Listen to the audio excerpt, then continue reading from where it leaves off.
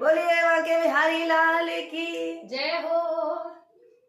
अरे जैसा कर्म किया है और वैसा ही फल पाओगे, और बोए पेड़ बबूल के तो आम कहाँ से खाओगे। बोलिए बांके बिहारी लाल की। अरे कर्म खोटे हैं ईश्वर का भजन करने का होगा। कर्म खोटे हैं ईश्वर का भजन करने से क्या होगा। जाना पड़े घर कोई दवा खाने से क्या होगा। जाना पड़े